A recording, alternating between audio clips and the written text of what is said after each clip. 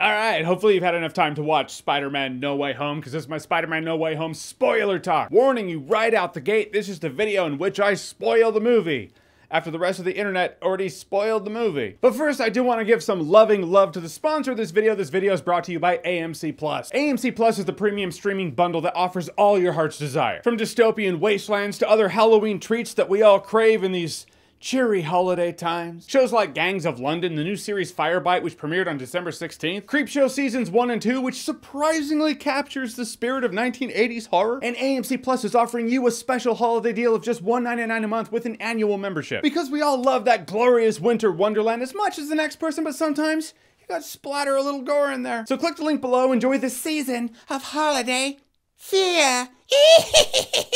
And thank you once again to AMC Plus for sponsoring this video. I do appreciate it. All right, and now the time has come. Not much more I can warn you about. Not many more ways I can warn you. If you're still clocked into this video, you've officially been warned. Also, like all my spoiler talks, this isn't going to be a play-by-play. There will be things that you'll be like, oh, I wish you talked about that I'm just probably going to skip over. It happens with these things, you know? It's just forewarning you. Don't worry, I'll talk about the big ones, you know, the supporting cast members that we already knew about because those fucking internet leaks. So Spider-Man No Way Home, one of the most difficult reviews I've ever done on this channel because the plot actually is, yes, like I said in my spoiler-free review, all these villains from the multiverse from other Spider-Man movies come to battle Spider-Man, but on the other hand, he gets help from Tobey Maguire and Andrew Garfield Spider-Man. Yes, all three of them are in this movie, which would have been the most epic upon epic reveals ever. Like, just cinematically? Holy shit. But internet being the internet, leaked pics went around, of course.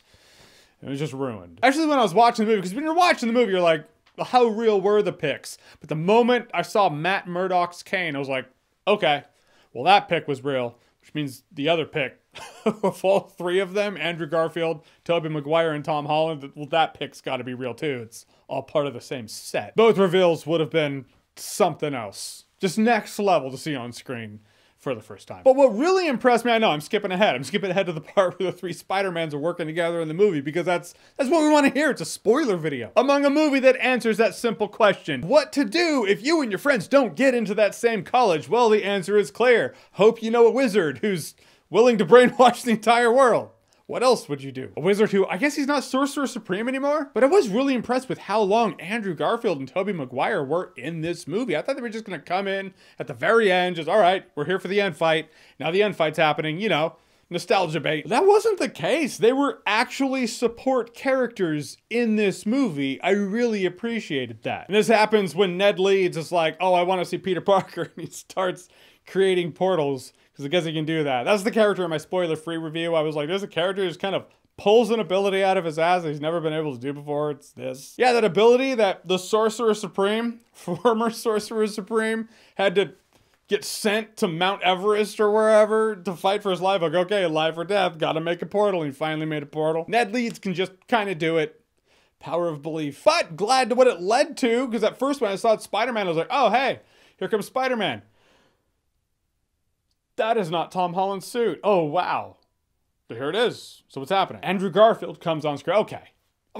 For real, probably an unpopular opinion. I've always thought Andrew Garfield was great as Peter Parker and Spider-Man. I thought he was a great choice. I thought he did a great job. You say what you want about his movies, but I felt he did a good job. And I'm hoping that people can see that in here. You know, I hope this is a movie that, you know, the Amazing Spider-Man stigma, you know, it's not here. So my hope is that people can see Andrew Garfield in this movie and be like, oh, outside the Amazing Spider-Man in this movie, it's easier to see that, yeah, he does do a good job in this role. I mean, his charisma from right when he shows up and when he's in scenes with Tom Holland and Tobey Maguire, the dude oozes charisma. I thought they all had great chemistry together. I also liked how it showed their different Peter Parker elements, you know, how they're brilliant in different things. Tom Holland, when he's fighting Doctor Strange, he was like, oh, this world's just, it's all geometry. I know geometry. And he basically uses geometry to trap Doctor Strange in that mirror dimension. So it shows that he's brilliant at math and geometry. You see Andrew Garfield and he has the lab coat, you know, he's the scientist. Tobey Maguire's the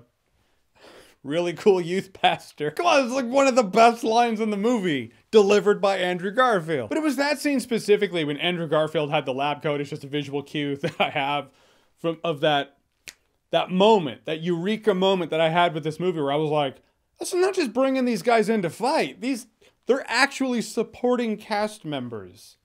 That's unexpectedly amazing. Also, Willem Dafoe is Green Goblin. When I saw him have the purple hoodie and the green coat, I was like, oh, that's a great callback. And then that reveal where he's the Goblin and he starts fighting Peter Parker and that hoodie starts getting shredded. I was like, oh my gosh, he's gonna have the hoodie. He's gonna have the purple cap. I give this movie props, man. It's like they listened to anyone and everyone who was ever like, man, Willem Dafoe's perfect.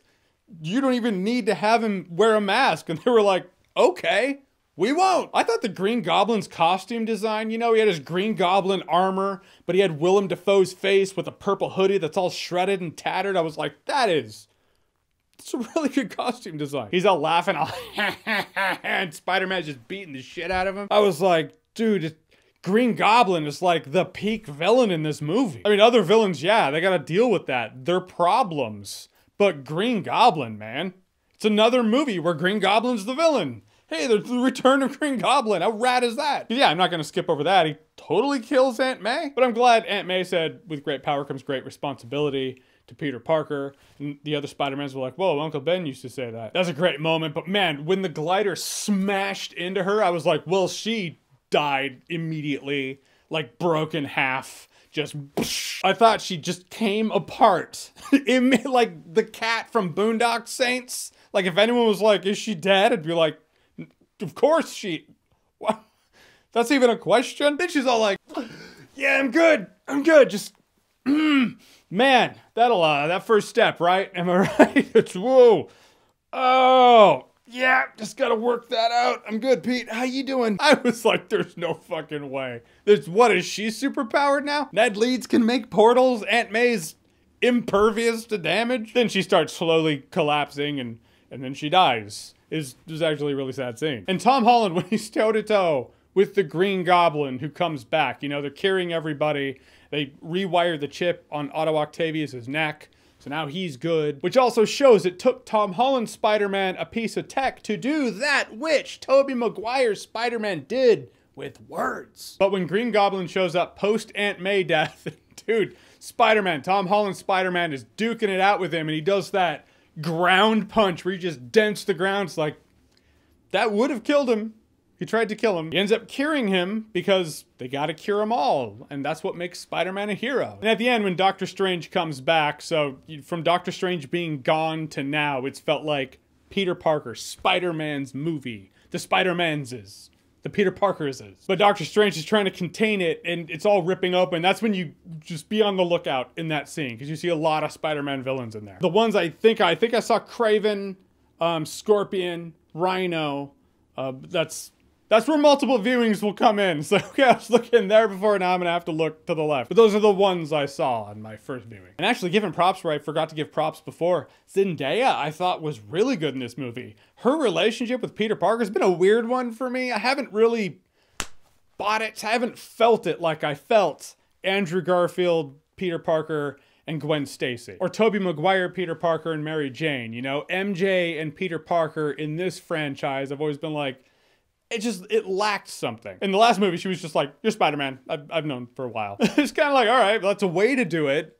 Didn't grab me, but that is certainly a choice. I mean, for nothing else, I wish we had more opportunities to see the person behind that wall she puts up. But to be fair, this is the movie where you finally do see that right before she forgets him entirely. But at the end of this movie, Peter Parker's like, all right, Strange, have everybody forget about Peter Parker, period. I mean, Aunt May's dead. Really doesn't have anybody. He's going to lose his friend Ned Leeds and MJ, but that's the price to pay to save the multiverse. Because I tried to get them into college. The prospect of forgetting him entirely, you could tell that she was shaken by that fact, you know, shaken by the thought. She was like, I don't want to do this. I don't want to do this. I was feeling it at the end, you know. He goes into the diner and he's talking with her, and how do you open that dialogue? Well, yeah, we saved the multiverse and We were in love. But I imagine Peter won't give up. Young love shall be sparked again. So that's what happens. Everyone forgets about Peter Parker because all the villains who ever knew Peter Parker was Spider-Man are coming through this portal. And so everyone forgets that Peter Parker's Spider-Man. And so the multiverse is fixed. And then everyone goes back. But also the villains are cured. So everyone goes back and they don't have to die. Except Doc Ock still will. Because he knew Peter Parker was Spider-Man. And it was right before he died. And it was when he said that the octopus arm, the tentacle, was around his neck. So it had to be that scene in Spider-Man 2 right before Peter Parker gave the big speech that turned him good. Which means right after that, he dies good anyway. So he's going to go back to that moment and still be good.